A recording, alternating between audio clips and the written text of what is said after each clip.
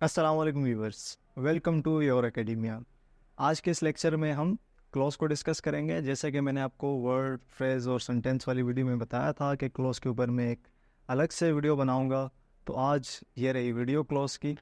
थोड़ा सा मैं आपको उस वीडियो की भी जो है ना रिकैप दे देता हूँ, क्योंकि वो थोड़ा सा ज़रूरी है। बाकी मैं डिस्क्रिप्शन में भी उसका लिंक डाल दूँगा, आप जाकर उसको लाजमी देखिएगा। तो उस वीडियो में हमने ये डिस्कस किया था कि वर्ड एक लैंग्वेज का फंडामेंटल यूनिट है, जिसके मायने होते हैं और एक रिदमिक आवाज़ होती है। वर्ड्स जब आपस में कंबाइन होते हैं तो वो फ्रेजेस या क्लॉजेस बनाते हैं। फ्रेज क्या होते हैं?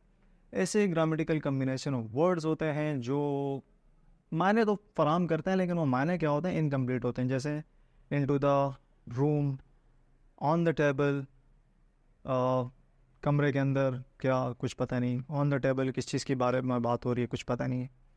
और सेंटेंस के बारे में हमने ये पढ़ा था कि ऐसा कम्बिनेशन ऑफ वर्ड, फ्रेजेस या क्लोजेज, मैंने नहीं लिखा था जानबूझकर, लेकिन आज मैं आपको बताता हूँ।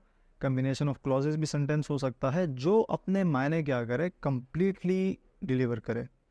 तो कंप्लीट अगर मायने हैं कम्बिनेशन ऑफ वर्ड्स के, तो क्या कहलाएगा? सेंटेंस कहलाएगा। या क्लोज भी हो सकता है। कौन सा क्लोज होगा, इस वीडियो में आपको पता चलेगा। तो क्लोज की डेफिनेशन लिखते हैं।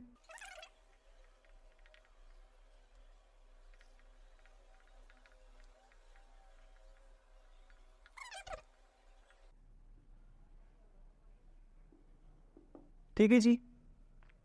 ये क्या होता है? दो बातें हैं इस डेफिनेशन में हमारे पास, कि पार्ट ऑफ सेंटेंस होता है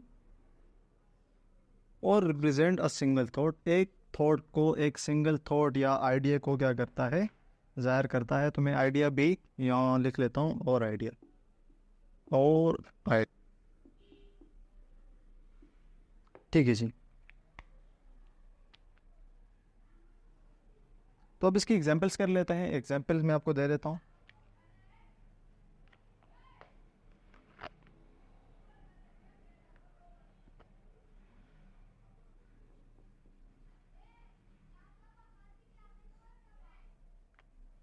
जैसे पहले जुमले में मैं लिखता हूँ कि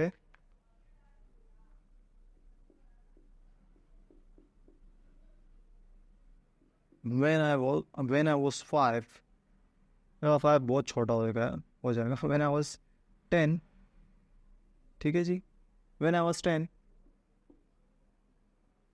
I knew how to operate a computer। ठीक है जी। जब मैं 10 साल का था तो मैं कंप्यूटर चलाना, कंप्यूटर पे काम करना जानता था। मतलब मुझे कंप्यूटर चलाना आता था। अगर आप गौर करें, यहाँ से यहाँ तक ये एक पूरा जुमला है। इस जुमले में कितनी थॉट्स हैं? दो थॉट्स हैं। एक ये है जो मेरी एज रिप्रेजेंट कर रही है, कि जब मैं 10 साल का था, तो जब मैं 10 साल का था तो क्या था भाई? मुझे कंप्यूटर चलाना आता था। ये एक दूसरी थॉट है। इन दोनों ने मिलकर क्या बनाए? एक सेंटेंस बनाया। ठीक है। दूसरी एग्जाम्पल ले लेते हैं। दूसरी एग्जाम्पल में ये लिख लेता हूँ कि if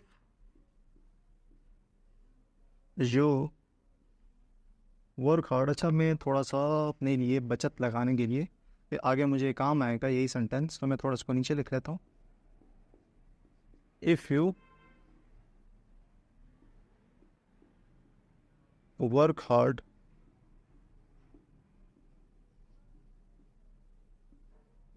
you will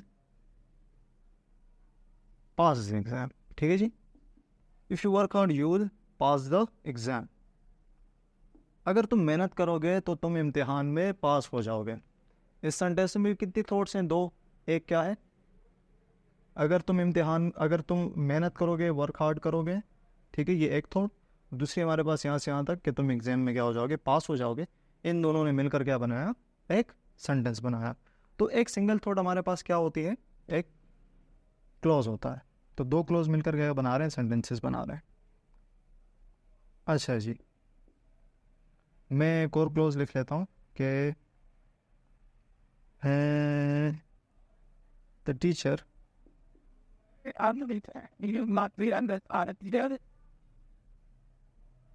the teacher did not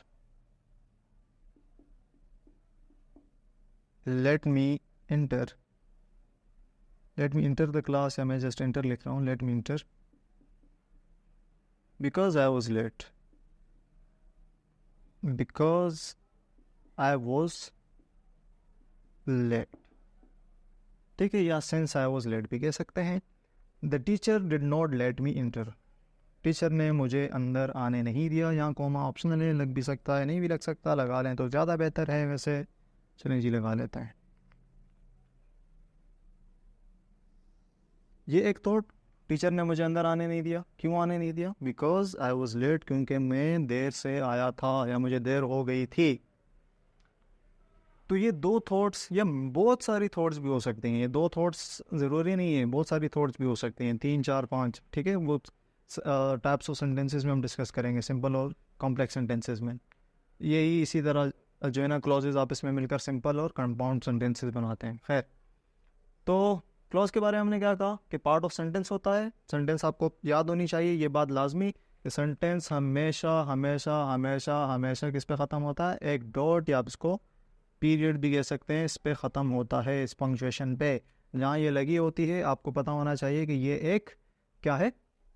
sentence है। यहाँ तक एक जुमला मुकम्मल हो चुका है। और जहाँ कॉमास वगैरह लगे होते हैं वहाँ कुछ फ्रेजेस भी हो सकते हैं, मॉडिफायर्स भी हो सकते हैं और क्लॉजेस वगैरह भी हो सकते हैं।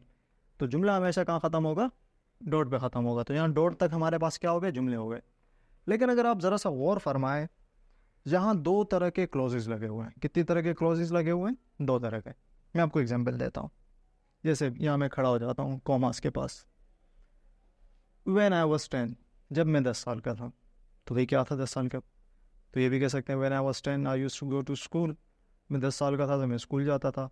When I was 10 my father used to take me to the gym, कि भाई जब मैं 10 साल का था मेरे वालिद साहब मुझे जिम ले जाया करते थे। ठीक है, इसी तरह इफ़ यू वर्क हार्ड, अगर तुम मेहनत करो तो क्या होगा भाई? मेहनत करने से if you work hard you will make money, if you work hard you will pass the exam, if you work hard I will pay you more. तो भाई अगर तुम मेहनत करो तुम पास हो जाओगे, या मैं तुम्हें ज़्यादा पैसे दूंगा, या मैं तुम्हें जो है क्या कहते हैं, तुम पैसे अच्छे कमाओगे। कुछ भी आ सकता है इसके आगे। अच्छा जी, इसको देखें, ये तीसरे को देखें, तीसरे केस वाले पार्ट को देखें। बिकॉज आई वॉज लेट, क्योंकि मुझे देर हो गई थी। क्योंकि मुझे देर हो गई थी तो क्या हुआ उसके नतीजे में? बिकॉज आई वॉज लेट, तो the teacher find me, teacher ने मुझे फाइंड लिया। या the teacher did not let me inter, teacher ने मुझे क्लास में आने नहीं दिया। और कोई भी वजह हो सकती है। ठीक है, और कोई भी साथ में बात लगा सकते हैं। तो आपने देखा कि ये अपने मायने मुकम्मल नहीं फराम कर रहे। इसके लिए आगे कोई ना कोई इन्फॉर्मेशन लगाना ज़रूरी है। जैसे व्हेन आई वाज 10, जब तक अगली बात नहीं बोलेंगे समझ नहीं आ रहा कि क्यों लगा हुआ है। इफ़ यू वर्क हार्ड, जब अगर तुम मेहनत करोगे आगे क्या होगा? जब तक नहीं लगाएंगे बात पूरी समझ नहीं आएगी। बिकॉज आई वॉज लेट, क्योंकि मुझे देर थी। इसके साथ जब तक कोई और बात नहीं लगेगी ये अपने मायने फराम पूरे नहीं करेगा। अगर आप इसको देखें, I know how to operate a computer, मुझे पता था कि भाई, या मुझे पता था कि कंप्यूटर कैसे चलाते हैं, या मुझे कंप्यूटर चलाना आता था। इसके मायने इसकी कंपैरिजन में ज़्यादा स्ट्रॉन्ग है, कंप्लीट है। अच्छा जी, you will pass the exam, तुम एग्ज़ाम में पास हो जाओगे। इसके मायने इसके मुकाबले में क्या है? ज़्यादा कंप्लीट है। ये अपने मायनों के लिए इस पर ज़्यादा डिपेंड नहीं कर रहा, पूरी तरह डिपेंड ही नहीं कर रहा। इंग्लिश तो, ये तो मैं सेंस वाइज आपको कह रहा हूँ, इंग्लिश तो कहती है कि ठीक है अब ये अपने मायनों के लिए अकेला जो है ना काफ़ी है। और यहाँ देखें, the teacher did not let me inter, teacher ने मुझे अंदर आने नहीं दिया। ठीक है भाई, पूरी ये बात, इसमें कोई इतना इबहम नहीं है। अगर आप ये वाला देखें तो ये जो है इसको कितना मुबहम बना देता है ये। बिकॉज आई वॉज लेट, क्योंकि मुझे देर हो गई थी। तो क्या, जब तक हम दूसरी बात इसके साथ नहीं बोलेंगे। अब ये इनके मायने इस तरह इतने वीक हुए क्यों? इसकी अगर बात करें तो इनके साथ ये जो जरासीम लगे हुए हैं, व्हेन, इफ़ और ये बिकॉज, इनको कहते हैं सबऑर्डिनेटर्स। ये सबऑर्डिनेटर क्या करते हैं? जुमलों को आपस में जोड़ते हैं, लेकिन ये जिसके साथ लगते हैं उसको सबऑर्डिनेट बना देते हैं। उसके मायने क्या कर देते हैं? कमज़ोर कर देते हैं। तो इसको क्या कहते हैं? इसको मैं किसके साथ लिखूं? रेड के साथ ही लिख लेता हूँ। इसको क्या कहते हैं? सबऑर्डिनेटर। सबऑर्डिनेटर, या उसको कहते हैं सबऑर्डिनेटिंग कंजंक्शन भी कहते हैं। ठीक है जी, तो ये थी हमारे पास बात। अब ये अपने मायनों के लिए इस पर डिपेंड कर रहा है, ये इसके ऊपर डिपेंड नहीं कर रहा। इसके लिहाज से क्लोजेस को हम 2 हिस्सों में, मेजर हिस्सों में डिवाइड करते हैं। वो 2 मेजर हिस्से कौन से हैं? उनको मैं यहीं लिख लेता हूँ आपके लिए, ठीक है जी। कौन से दो हिस्से हैं हमारे पास जिसमें हम क्लॉजेस को तोड़। अच्छा जी, तो पहला जो हिस्सा है हमारे पास वो है इंडिपेंडेंट क्लॉज।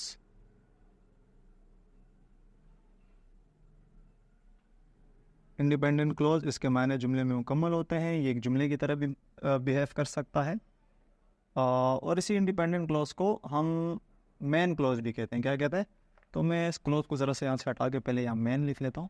तो इसका दूसरा नाम क्या है? मैन क्लॉज, ठीक है जी। और ये जो दूसरा है, वैसे क्लोज क्लोजिंग के साथ लिखना बारा ज़रूरी भी नहीं, खैर लिख लिया मैंने। तो दूसरा क्या है हमारे पास? वो है डिपेंडेंट क्लॉज।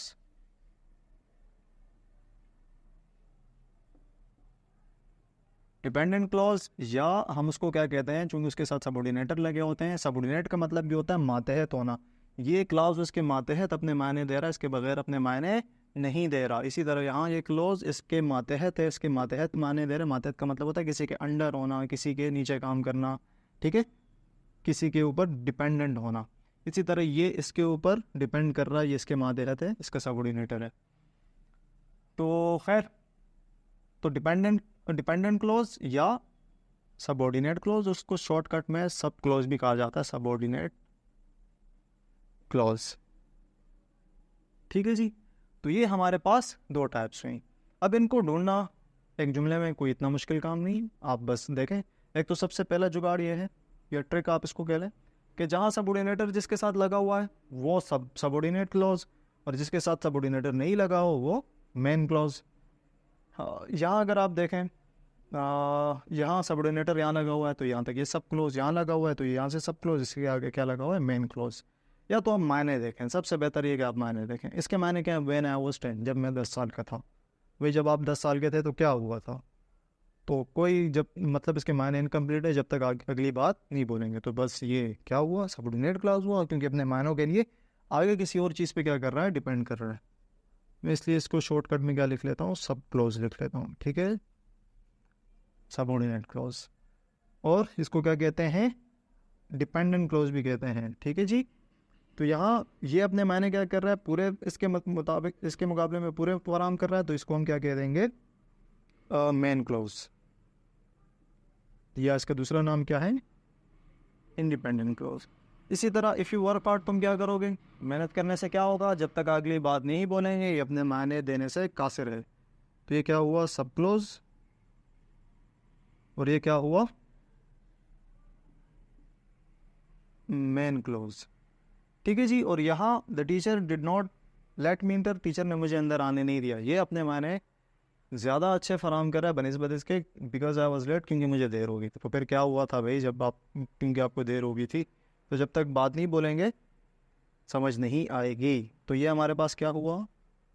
मेन क्लोज यहाँ मैंने शुरू में बोला है, और मैंने डिपेंडेंट क्लॉज या सब क्लॉज कहाँ बोला है? बाद में बोला है। तो ये रहा मेरे पास सब क्लॉज, ठीक है जी। इसी तरह बहुत सारे सबऑर्डिनेटर होते हैं, व्हेन, व्हाइल, ठीक है जी, अनलेस, अनटिल, और ऑल दो, इवन दो, बहुत सारे सबऑर्डिनेटर हैं जो इन क्लॉजेज में आते हैं, ठीक है। तो इंशाल्लाह सबऑर्डिनेट क्लॉज की टाइप्स में इसको डिस्कस करेंगे, या टाइप्स ऑफ क्लॉजेज में डिस्कस करेंगे। बहुत सारे मतलब कॉम्बिनेशन बन सकते हैं इसके, बहुत सारी क्लॉज की टाइप्स बन सकती हैं। जैसे हमारे पास नाउन क्लॉजेज बन सकते हैं, हमारे पास रिलेटिव क्लॉजेज बन सकते हैं, हमारे पास टू इन्फिनेटिव क्लॉजेज होते हैं, आईएनजी क्लॉजेज होते हैं, ठीक है। और भी काफ़ी सारी टाइप्स हैं हमारे पास। एडवर्बियल क्लॉजेज हैं, एडजेक्टिवल क्लॉजेज हैं। तो इंशाल्लाह हम उनको फिर डिस्कस करेंगे। तो ये थी क्लॉजेस की कहानी, उम्मीद है आपको पसंद आया होगा। जहाँ मैं आपके लिए क्वेश्चन छोड़ कर जा रहा हूँ, वो क्वेश्चन ये है हजरात के, मैंने आपको बताया था कि ऐसा ग्रामेटिकल कम्बिनेशन ऑफ वर्ड जो अपने मायने मुकम्मल फराम ना करे उसको फ्रेज कहते हैं, ठीक है जी। अब यहाँ तो हम फंस जाते हैं, क्योंकि यहाँ जो ये सब क्लोज है, सबऑर्डिनेट क्लोज, ये भी अपने मायने फराम पूरे नहीं कर रहा। व्हेन आई वाज 10, जब मैं 10 साल का था, क्या हुआ था? हमें कुछ पता नहीं है। और फ्रेज, जैसे लेट सपोज मैं कहता हूँ कि अबव द बोर्ड, बोर्ड के ऊपर या अबव द बोर्ड, ये एक फ्रेज है जिसका मतलब होता है कि सबके सामने होना। सबके सामने क्या चीज़ है भाई? कुछ पता ही नहीं है। तो जब पता नहीं है, इसके भी मायने इनकम्प्लीट हैं, इसके भी मायने इनकम्प्लीट हैं, फिर इसमें और फ्रेज में यानी क्लॉज में और फ्रेज में क्या फ़र्क है, यानी एक सबऑर्डिनेट या डिपेंडेंट क्लॉज में और फ्रेज में फ़र्क क्या है, तो ये आपने मुझे कमेंट सेक्शन में बताना है। इंशाल्लाह मैं इसके ऊपर एक सेपरेट वीडियो बनाऊंगा कि what is the difference between subordinate clause and a phrase. तो आज के लेक्चर में इतना ही, मिलते हैं नेक्स्ट लेक्चर में, अपना ख्याल रखिएगा, तब तक के लिए अल्लाह हाफ़िज़।